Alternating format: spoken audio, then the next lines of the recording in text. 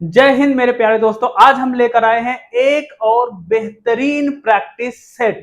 आज के practice set में आपको केवल हिस्ट्री के क्वेश्चन देखने को मिलेंगे। पीवाई क्यूज हैं, क्योंकि हिस्ट्री के वो क्वेश्चन मैंने अलग कर लिए हैं जो बार बार पूछे जाते हैं और बहुत ज्यादा इंपॉर्टेंट है। चलिए स्टार्ट करते हैं। टॉप 20 क्वेश्चन होंगे बेटा। इस 20 क्वेश्चन में आप कितने क्वेश्चन सही कर पाते हैं ये आप जरूर हमें कमेंट्स करके बताइएगा। चलिए यहां पर डैश दिया है, यहां पर आपको फिल करना है। मौर्य साम्राज्य की राजधानी थी। मौर्य साम्राज्य की राजधानी क्या होती है आप सभी को बताना है। मगध ए ऑप्शन पर है, पाटिलपुत्र बी ऑप्शन पर है, नालंदा सी ऑप्शन पर है, तक्षशिला डी ऑप्शन पर है। बताओ भैया मौर्य साम्राज्य की जो राजधानी थी वह क्या थी। बहुत इंपॉर्टेंट है, तो याद रखिएगा मौर्य साम्राज्य की राजधानी पाटिलपुत्र होती है। राइट ऑप्शन यहां पर आपका बी करेक्ट हो जाएगा। अगर आप बी ऑप्शन के साथ हैं या आप बी ऑप्शन सोच रहे थे, बहुत अच्छी बात है, बिल्कुल सही था। आगे बढ़ता हूं नेक्स्ट एंड सेकंड नंबर पर। सेकंड नंबर पर है सांची के स्तूप का निर्माण किसने कराया था। कई बार एग्जाम में अलग अलग एग्जाम में छप गया है। अब इस क्वेश्चन का स्टैंडर्ड आर्मी लेवल हो चुका है, यानी कि अब आपके army GD, army TA, army जैसे एग्जाम में ये क्वेश्चन पूछा जाता है। पहले बड़े बड़े एग्जामों में पूछा जा चुका है। अशोक, बिंदुसार, चाणक्य, चंद्रगुप्त। बताओ राइट ऑप्शन क्या हो जाएगा। ए ऑप्शन बिल्कुल सही है, अशोक यहां पर आपका करेक्ट ऑप्शन हो जाएगा। सांची के स्तूप का निर्माण किसने कराया था, तो अशोक ने कराया था। ए ऑप्शन यहां पर आपका करेक्ट हो जाएगा। आगे बढ़ते हैं नेक्स्ट थर्ड नंबर पर। रामकृष्ण मिशन का मुख्यालय कहां स्थित है। जो रामकृष्ण मिशन है उसका मुख्यालय, इसकी स्थापना कौन करता है, स्वामी विवेकानंद। स्वामी विवेकानंद रामकृष्ण मिशन की स्थापना करते हैं, क्योंकि इनके गुरु का नाम होता है तो अपने गुरु के नाम से रामकृष्ण मिशन की स्थापना करते हैं। यहां पर पूछा जा रहा है कहां स्थित है। Belur A option, Vellore B option, Bellary C option, Gaya D option. मिलते जुलते ऑप्शन है ना, मिलते जुलते नामों से सावधान। तो यहां पर ए ऑप्शन करेक्ट हो जाएगा, बेलूर आपका करेक्ट ऑप्शन हो जाएगा। आगे बढ़ता हूं नेक्स्ट क्वेश्चन, क्वेश्चन नंबर 4 पर। यह करके आपको बताना है कलिंग नरेश खारवेल किस वंश से संबंधित था। जो कलिंग नरेश खारवेल होता है वह किस वंश से संबंधित था यह आपको बताना है। ए ऑप्शन पर है चेदी, बी ऑप्शन पर है कंबत, सी ऑप्शन पर है हर्यक, डी ऑप्शन पर है कलिंग। तो राइट ऑप्शन यहां पर आपका ए करेक्ट हो जाएगा, चेदी बिल्कुल करेक्ट ऑप्शन है। आगे बढ़ता हूं नेक्स्ट क्वेश्चन, क्वेश्चन नंबर 5 पे। ये करके दिखाइए। हर्षवर्धन के राज्यसभा कवि कौन थे।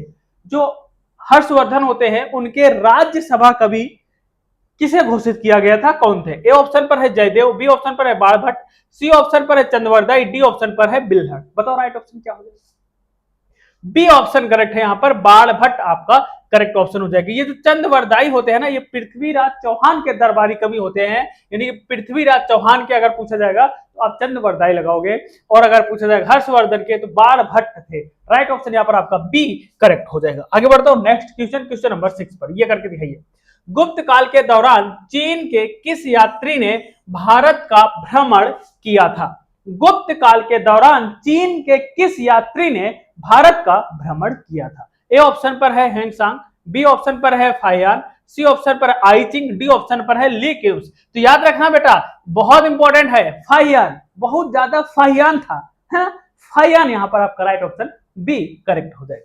नेक्स्ट क्वेश्चन पर आते हैं, क्वेश्चन नंबर 7 पर। यहां पर आपको बताना है गुप्त साम्राज्य के संस्थापक कौन थे।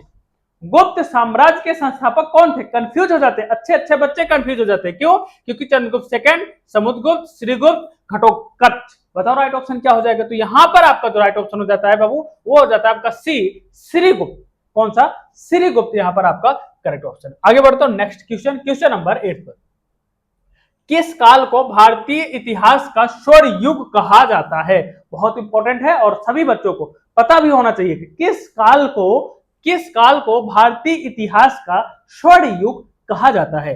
ए ऑप्शन पर है मगध काल, बी ऑप्शन पर है मुगल काल, सी ऑप्शन पर मौर्य काल, डी ऑप्शन पर है गुप्त काल। तो राइट ऑप्शन क्या हो जाएगा, डी ऑप्शन करेक्ट हो जाएगा, गुप्त काल।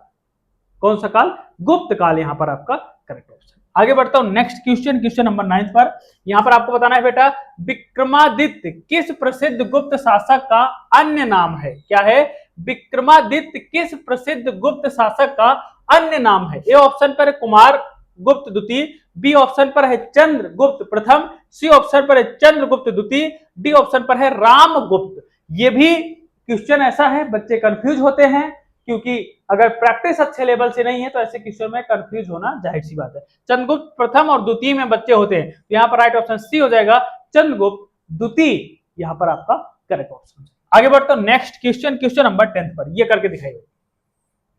संस्कृत नाटक नागानंद की रचना किस शासक द्वारा की गई थी? संस्कृत नाटक नागानंद की रचना किस शासक द्वारा की गई थी? ए ऑप्शन पर है प्रभाकर वर्धन, बी ऑप्शन पर है हर्षवर्धन, सी ऑप्शन पर है चंद्रगुप्त द्वितीय, डी ऑप्शन पर है बिंदुसार। कौन है? बिंदुसार। तो याद रखना बेटा, संस्कृत नाटक नागानंद की रचना किस शासक द्वारा की जाती है? तो हर्षवर्धन के द्वारा की जाती है। राइट ऑप्शन यहाँ पर आपका बी करेक्ट हो जाएगा, है ना?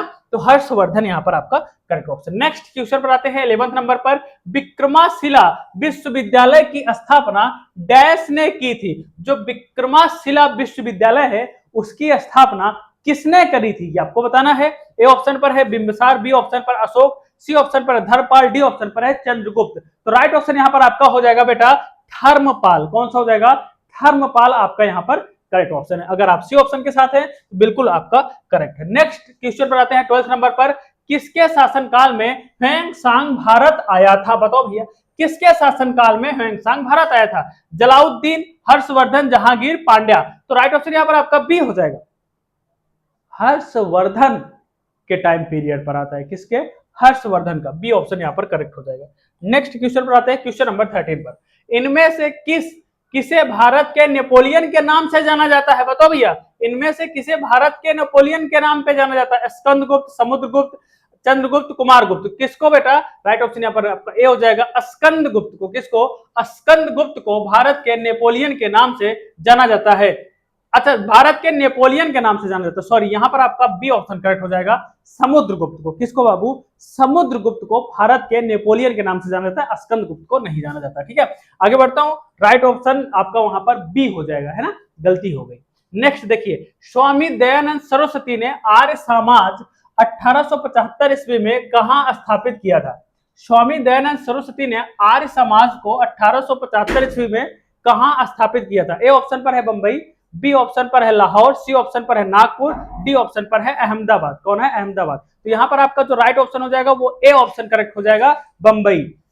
बंबई आपका यहां पर करेक्ट ऑप्शन है। आगे बढ़ते हैं नेक्स्ट क्वेश्चन, क्वेश्चन नंबर 15 पर। यहां पर आपको बताना है ब्रह्म समाज की स्थापना किसने करी थी? ए ऑप्शन पर है यहाँ पर स्वामी दयानंद सरस्वती, बी ऑप्शन पर ईश्वर चंद्र विद्यासागर, सी ऑप्शन पर है राजा राम मोहन राय, डी ऑप्शन पर है स्वामी विवेकानंद। तो यहाँ पर आपका जो करेक्ट ऑप्शन हो जाएगा वो सी हो जाएगा, राजा राम मोहन राय आपका यहाँ पर करेक्ट ऑप्शन। ठीक है, तो आगे बढ़ते हैं नेक्स्ट क्वेश्चन, क्वेश्चन नंबर 16 पर। यहाँ पर आप सभी को बताना है किस गुप्तकालीन शासक को कविराज कहा गया? किस गुप्तकालीन शासक को कविराज कहा गया? ए ऑप्शन पर है श्रीगुप्त, बी ऑप्शन पर है चंद्रगुप्त सेकंड, सी ऑप्शन पर है समुद्रगुप्त, डी ऑप्शन पर है स्कंदगुप्त। तो यहाँ पर आपका जो राइट ऑप्शन है वो सी हो जाएगा, समुद्रगुप्त आपका बिल्कुल करेक्ट ऑप्शन है। आगे बढ़ते हैं नेक्स्ट क्वेश्चन 17 नंबर पर है। देखिए ये इंपॉर्टेंट क्वेश्चन है, कुंभ मेला को प्रारंभ करने का श्रेय किसे दिया जाता है? जो आपका कुंभ मेला लगता है उसका प्रारंभ यानी कि स्टार्ट किसने किया था?